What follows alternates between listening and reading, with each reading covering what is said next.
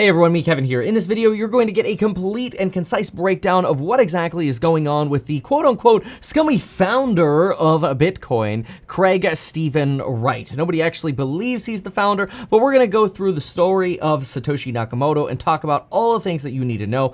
To make this easy to follow along as well, we are going to use a flowchart so that way you can listen and follow along with your eyes if you want to make it easy, because it is a little bit tricky to follow along. I do want to mention though that this video is brought to you by Data Camp, where you can unlock new career opportunities and become fluent in new career opportunities today.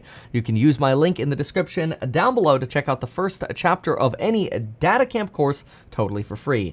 Thank you to Data Camp for sponsoring this video. Okay folks, let's get right into the flowchart. All right, background. First of all, this is hated. Like, people in the crypto community want this whole founder of Satoshi Nakamoto crap to just die and go away. Most people in the crypto community don't want to see the founder of Bitcoin unmasked, and that's because that person would have too much power, too much control of Bitcoin. The best case scenario is that Satoshi's Bitcoin are forever locked away and never touched. But there are expected to be somewhere between 1,000 and 10,000 different original Satoshi era wallets that contain cryptocurrency, like Bitcoin. This is a lot. Now, it's also worth noting that if this Bitcoin, this original 1.1 million Bitcoin is ever released into circulation, it's entirely possible that the price of Bitcoin could fall because there would be so much more available of it.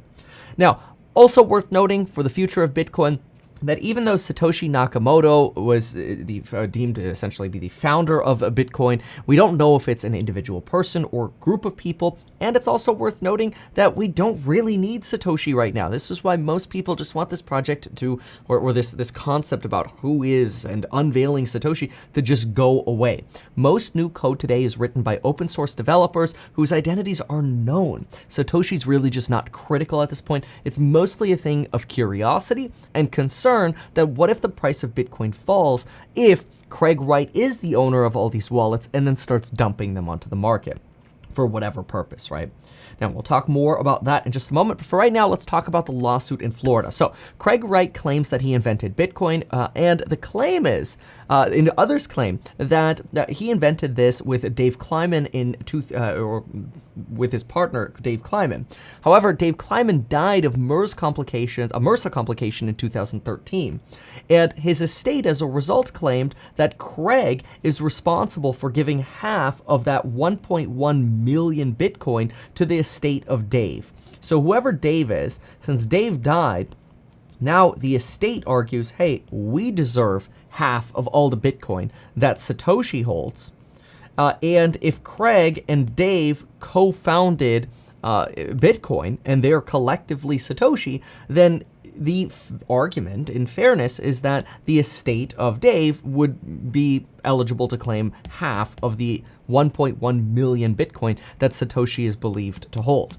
Now, Craig argues that, nope, I actually never had a partner. I founded Bitcoin all alone.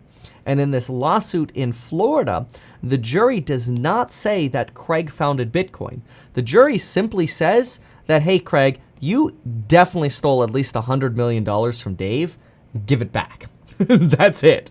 Now, Craig argues that even though he was sued for having to give half of 1.1 million Bitcoin to the estate, and he was cleared of those charges, Craig is arguing, hey, I've been vindicated. Obviously, I'm the founder of Bitcoin, but that wasn't what the case was about. The case may have started that way, as the estate claiming, hey, we want half of all the Bitcoin that Satoshi has.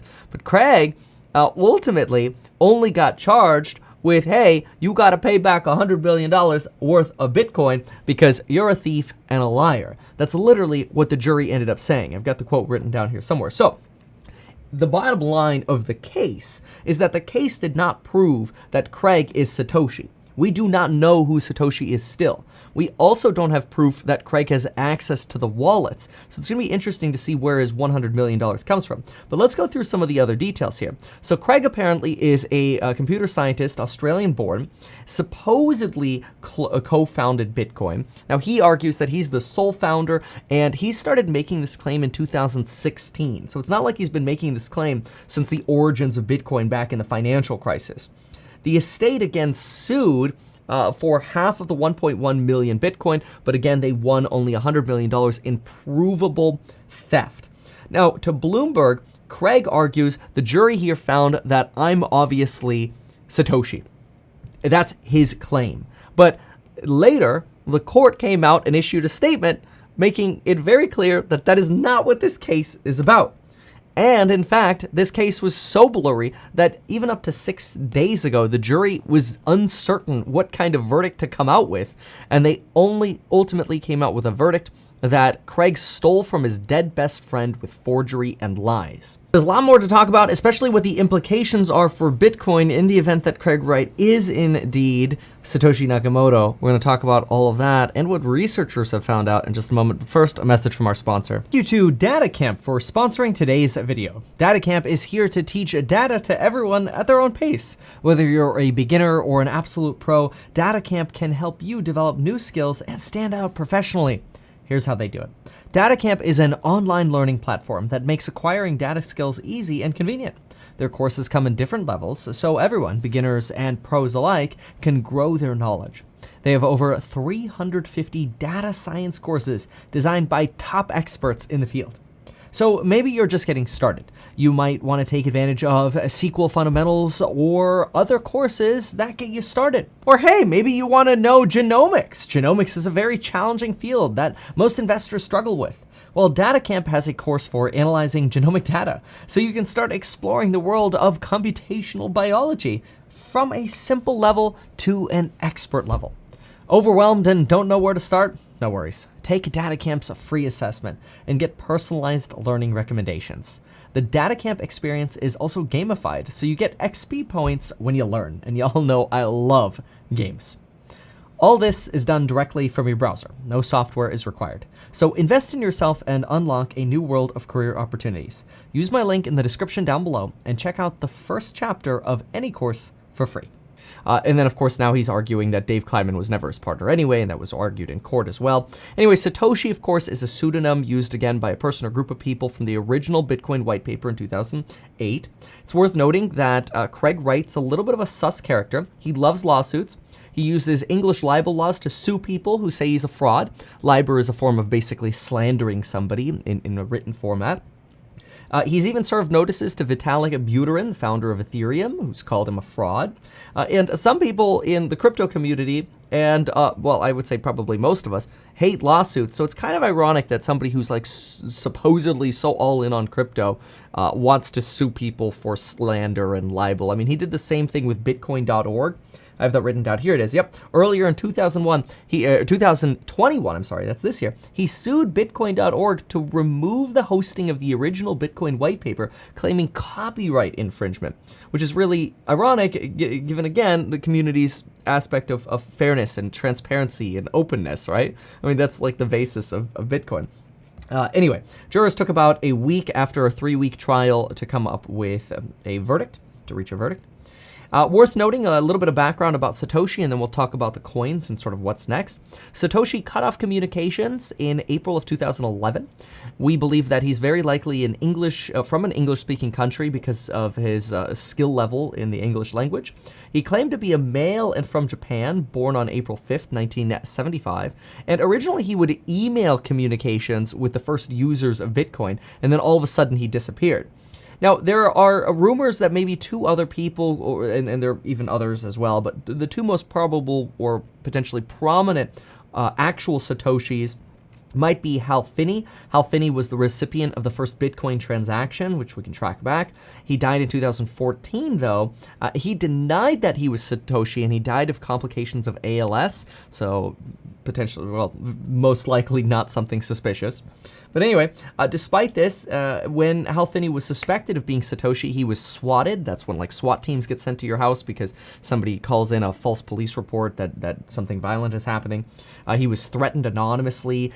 People demanded thousands of Bitcoin from him. And he was also active in the original communities back in the 90s that ultimately ended up working together in many different crypto-related projects throughout the late 2000s and being early members of the Bitcoin community. Then you have Nick Szabo. This is an interesting one, and the New York Times has a whole piece on this individual, and there's so many bits on this person. But anyway, this is somebody who created BitGold years before Bitcoin. He was also active in the cypherpunk community, not to be confused with CryptoPunks, the NFTs. He has been deemed to have similar writing mannerisms and communication times as Satoshi. And there's another research piece here from a university about his writings we'll get to in a moment. A lot of parallels identified. And in 2015, the New York Times put together a massive piece on Satoshi, and they believe that Nick Szabo is one of the ones that most sort of hints lead to, which of course he denies. In 2014, for example, he worked at a Bitcoin company or crypto company called Varoom, and he kept his identity private there. But when he was discovered, he actually ended up quitting his job because he started getting way too much publicity, and he does not want that publicity. There were a lot of coworkers who definitely think he was involved in Bitcoin because he had some incredible knowledge as well when they were working on these projects. He was confronted by the New York Times at a Bitcoin event in 2014. He acknowledges that there are a lot of parallels between him and Satoshi, but says that's because BitGold has a lot of parallels to Bitcoin. In 2014, researchers at Ashton University in England compared the writings of Satoshi to Nick Szabo, and they found the similarities, quote, uncanny. And the year before Bitcoin was founded, Szabo frequently wrote about smart contracts and digital money, and the financial crisis motivated him to work on cryptocurrencies. Now, let's talk about the money. We believe that there are about 10 to actually 20,000 wallets. I may have said 10,000 earlier, my bad. 20,000 wallets that contain Bitcoin from the first transactions, potentially as many as 1.1 million of which would be controlled by Satoshi.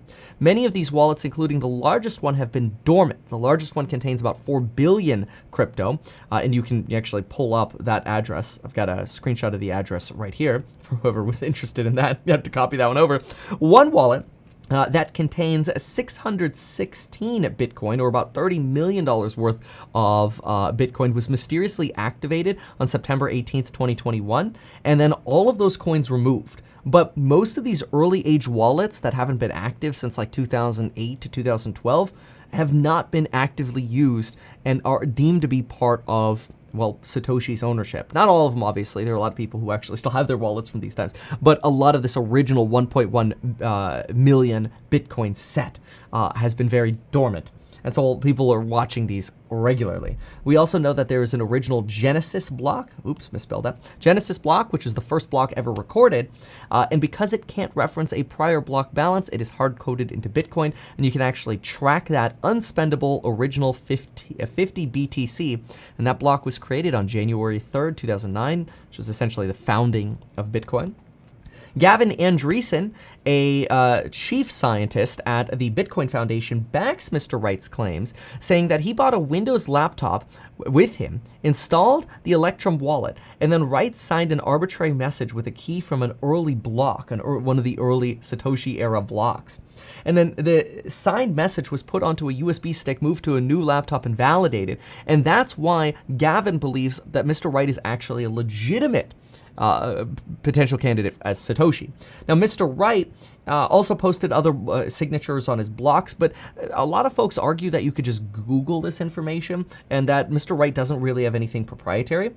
So Mr. Andreessen, while he kind of still believes Mr. Wright, kind of feels bamboozled or suggests that maybe he was duped. And so this is why people are ultimately just calling on Craig Wright to just spend the Bitcoin. That would be the ultimate proof that he is Satoshi, because the only answer would be is if somebody actually controlled the wallets and then moved money out of them, then we would know who the owner is, or we would at least know that the owner is active, which again, most of these wallets have been incredibly dormant. Mr. Wright now promises to donate much of his fortune to charity because, again, he's implying that he is Satoshi.